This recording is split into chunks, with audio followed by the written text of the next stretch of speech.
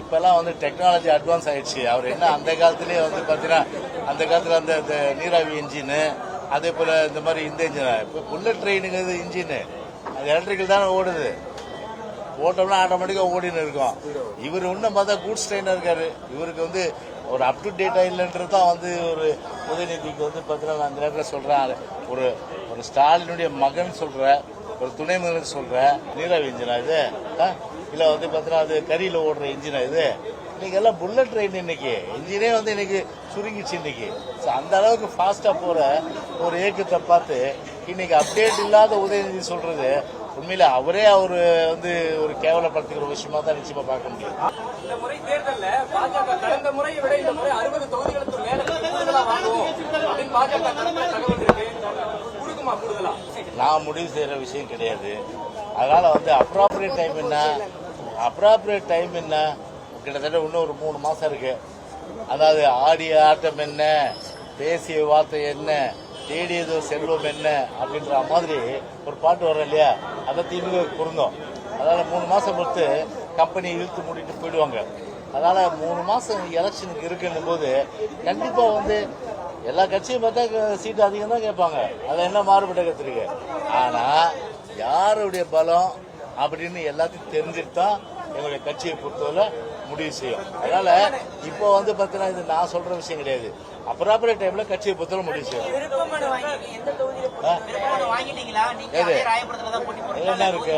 No doubt. 25 வருஷம் உலகத்துக்கு அம்மா முதல் 91ல சொன்னாங்க ஒரு மேரேஜ்ல வரும்போது, நான் வந்து இந்த இளைஞர் அடையாளம் கட்டின ராயபுரத்துல ஒரு புத்தி சாதனையும் அதே போல புத்தி கூர்மையுள்ள ஒரு இளைஞனை தேர்ந்தெடுத்து மகிழ்ச்சிருந்தாங்க. ஆனா அதுக்கு அங்கீகாரம் கொடுத்தது ராயபுரம் தொகுதி மக்கள். எனவே 25 வருஷம் வந்து வெற்றியை கொடுத்த ராயபுரம் தொகுதி மக்கள், வெற்றியோ தோல்வியோ, ஆனா ஒரு விஷயம் சொல்றேன், வெற்றி தான் முழுமையான அளவுக்கு கிடைக்கும். எனவே அந்த வகையில பாத்தீங்கன்னா உடனே வந்து பாத்தீங்கன்னா வந்து அங்க மாறுறாரு, இங்க மாறுறாரு, இங்க போறாரு, அங்க போறாருன்னு அந்த வதந்திகளாம் வந்து ஃபுல் ஸ்டாப் நான் வச்சுட்டேன் ஏற்கனவே. அதெல்லாம் கிடையாது. ஒரு ஊரும் கிடையாது, மயிலாப்பூரம் கிடையாது, வேற எந்த ஊரும் கிடையாது. ஒரே ஊரு. எந்த ஊரு? சத்தமா சொல்லு. ராயபுரம் தான். அதனால ராயபுரம் மக்கள் பொறுத்தவரை இன்னைக்கு தெளிவா இருக்காங்க. எவ்வளவு கஷ்டம் இன்னைக்கு வந்து இந்த 5 வருஷத்துல அனுபவிச்சிருக்காங்கன்றது அவங்களுக்கு எல்லாருக்கும் தெரியும். நான் இருந்ததே ஒப்பிடுவாங்க கண்டிப்பா. அதில் வெற்றியை கண்டிப்பா தேடி தருவாங்க.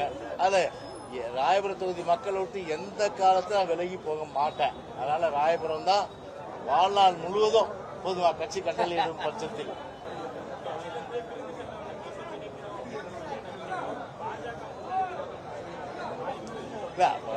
அதெல்லாம் வந்து இப்ப வந்து ஒரு கொள்கை விஷயம், அதை நான் முடிவு செய்ய முடியாத விஷயம்.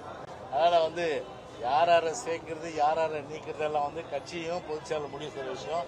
அதில் வந்து இதுல நான் வந்து எந்த கருத்தும் இப்போதைக்கு எந்த கருத்தும் சொல்ல முடியாது.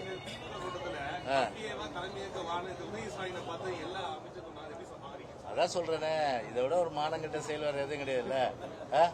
அதாவது பாத்தீங்கன்னா வந்து ஒரு பதவிக்காக பணத்துக்காகவும் எப்படி வேணாலும் வந்து இருப்பாங்கன்றதுக்கு அவங்கெல்லாம் ஒரு உதாரணம். அது அதனால ஒரு தகுதி, ஒரு தராதரம், ஒரு தியாகம், ஒரு என்ன தியாகம் வந்து உதவி செஞ்சா போல சொல்லுங்க. அவரை போய் இன்னைக்கு பார்த்தா வாய்ப்புசாம தலைவர் ஏத்துக்கிறாங்கன்னு எதுக்கு ஏத்துக்கிறாங்க? எல்லாம் பதவி வந்தா பணம் வரும், அந்த ரெண்டுத்துக்கு தானே. இதை விட ஒரு மான ஈனம் யாருக்குமே நிச்சயமா இருக்க முடியாது. எனவேதான் சொல்றேன், ஒரு கொள்கை அடிப்படையில உண்மையிலேயே வந்து பார்த்தீங்கன்னா மனசாட்சியோட இன்னைக்கு அவங்க வந்து சிந்திச்சாங்கன்னா கண்டிப்பா வந்து எந்த மூத்த தலைவரும் அதே போல வந்து மற்றவரும் சரி உதயநிதி ஸ்டாலின் எந்த காலத்திலும் ஏத்துக்க மாட்டாங்க. ஆனா ஏத்துக்கிறாங்கன்னா மானங்கட்டவர்கள் தான் ஏத்துப்பாங்க.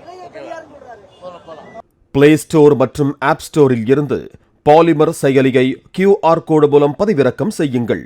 செய்திகளை உடனுக்குடன் பெறுங்கள்.